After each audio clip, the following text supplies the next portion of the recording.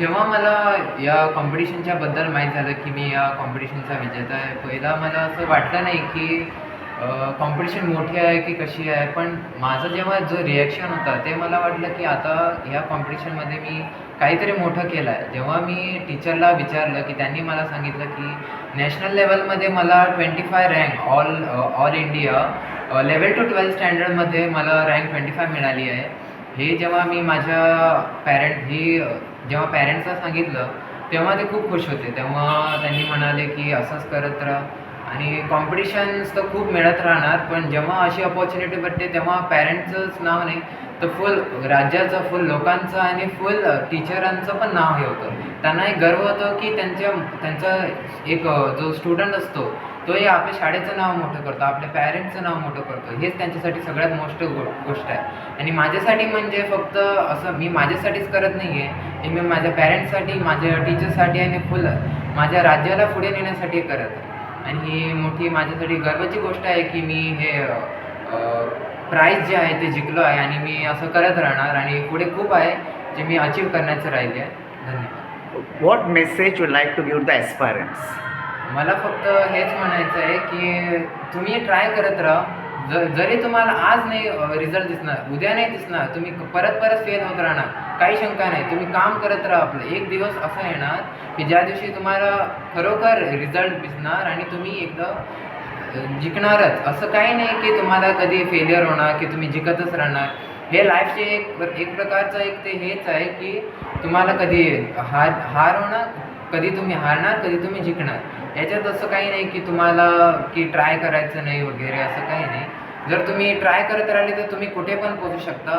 फक्त स्वतःवर भरोसा असला पाहिजे आणि आपल्या कामावर भरोसा असला पाहिजे आणि आपलं काम कधीच नाही सोडलं पाहिजे.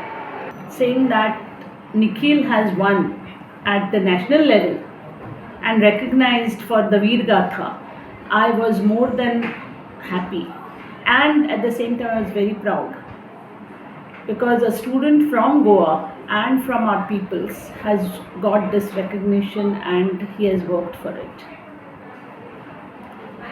Ma'am, what message you like to give to the school children? My message to the school children would be, please, academics is always there. Try and get into as much as competitions or exposure, or wherever you can show your skill, talent. Please take those competitions as much as you can and show it, because this is what is the necessity of today's time, I would say.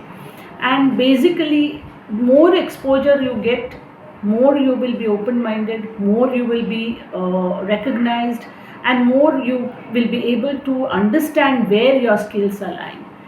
And first and foremost, I would like to say, follow your passion. What your heart tells you, please follow your passion. Because Nikhil, when I saw his painting and what he had portrayed, and the way he was explaining to me about the whole Veer Gatha that he had put on just a small chart paper, was amazing. The message was truly amazing. I could get so much to know from a child. So and today's generation, as you know very well, they have so much of talent, so much of opportunities. Please use it and go ahead. Nikhil अरुणवार का ताज्या सुप्त गुणाचे एक प्रदर्शन राष्ट्रीय पावंड्यार ताजे एक painting आमचे वीर गाथा 4.0 ह्या स्पर्धेत ताका भारत सरकारच्या शिक्षण मंत्रालय तसेच आमचे रक्षा मंत्रालयाच्या वतीन 4 फाट्यांनी हे कॉम्पिटिशन घेतले वता.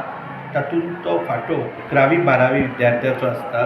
तातूंत ताका भारतान फक्त 25 चोजन विद्यार्थ्यां पैकी तो सिलेक्ट जाल्लो आसा आनी ताजे आतां सत्कार म्हणजे ताजे फेलिसिटेशन आनी दिल्ली 25 जानेवारी 2025 ह्या दिसा प्रजासत्ताक दिवस जो आमचो जातलो. त्या प्रजासत्ताक दिसा ताजे भारत सरकारचे वतीन ताका रोख रक्कम तशेंच ताका सर्टिफिकेट दिवन ताका ताच्या भावी जिवनान बरें घसघशीत यश पेंटींग क्षेत्रांत तो आपलें नांव कमयतलो अशें आमकां दिसता.